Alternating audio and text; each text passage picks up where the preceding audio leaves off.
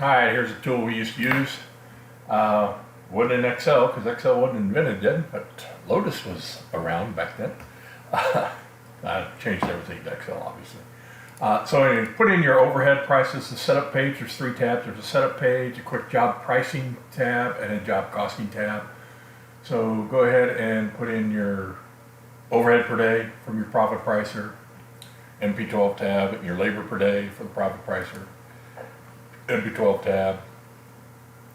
Put in your starting commission and your desired net profit, and then put in a 2% sliding scale. 2% sliding scale means that as the job falls in profitability, so will the commission. So from 25%, at 25%, you're going to get a 2% commission. And if it drops down to 17.5%, you're going to get a 6% commission. And if it drops down to 10%, you're going to get a 4% commission. And if it drops down to 0 profit, you're going to still get a 2% commission. Now, the reason I can do that is I still have 8% built into the job. So even if we sell a job at 0 profit, the commission drops down from an 8 to a 2. The company still makes 6. Okay? Because I still have commission built into that job. And I'm not taking that part out. So the company's the least they can make is 6% here, as long as it's at a perfect 0% net profit. Now, if they go below the 0% net profit, obviously you're going to chew into they get no commission at all if it's below the 0. So now you've got 8% built in as a buffer for the company if that happens. But anyways, rarely does that happen. But I just want to let you know that that's how it plays out. Okay, and then we go to the quick job pricing, and it's a 1-day job. Oh, this is the setup tab. You got to get this information from your profit pricer. This is a 1-day job. Could be a 2-day job. If it's a 2-day job, you put in 2 days here to change the deal. 1-day job, 8% commission, 25. Try to keep this in line with, not try to, but do keep this in line with what you have here. Okay, makes all the difference in the world. And then this was something for the guy on the fly. Said put the customer's name down here, salesperson down here, how much material you're going to have on the job, how much equipment you're going to have on the job, any permit on this. So this isn't generally for the replacement business, because usually we have a price book for that, right? But this is for those jobs that you're just building a cost on the fly. So those guys that need, they can figure out the material and the equipment they're going to need, any subcontractors they may need. All of that kind of goes into here, and you can put in more stuff down here. I just put in these. So it just kind of prices it out, shows you what your net profit's going to be on the job. And they actually print this page off and put it in the job folder. Our guys had printers in the truck along with their laptops, and they would print that off and then put it in the job folder, and that's how we job costed. Now with everything electronically today, hell, this could be a shared file on Google. As long as you didn't type over it, I guess. I'm not exactly sure how that crap works, but anyways, great tool for in the field pricing a job, right?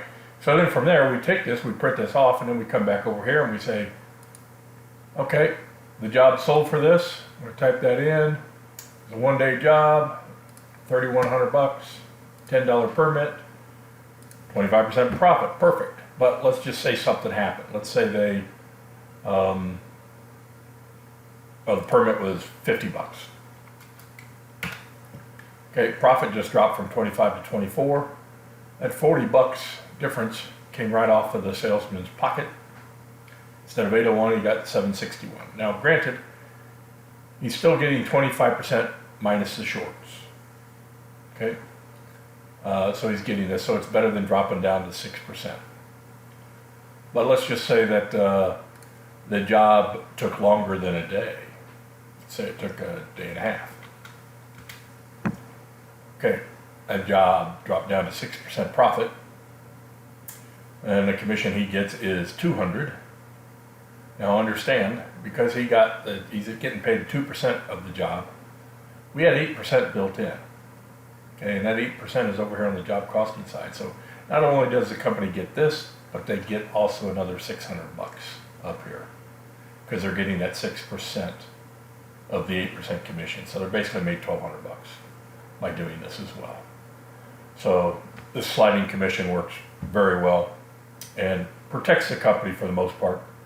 You know, if it took 2 days, obviously, he's not getting anything.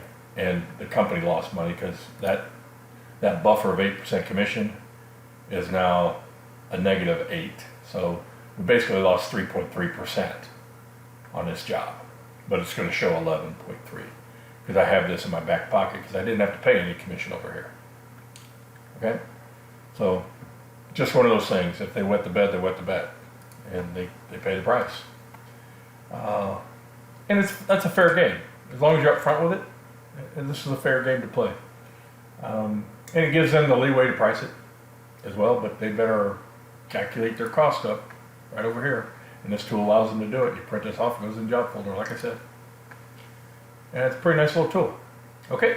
Oh, also, this thing also has financing in it. So if you had a financing, let's say you had a 5% financing cost, then your price is going to go to $10,515.67. You come back over here, you put in 5% pricing, and so now that your sale price, so now you're doing the same thing. So basically, it's showing this, the whole job comes out the same, but you want to make sure you understand, and maybe it was supposed to be a 6% and you only put in a 5%. Okay, that's a problem when you're doing that. Now it's not going to show up on this because it's just going to raise this price. But it's just a feature to put it in there when you're pricing the jobs. Anyways, any questions, let me know.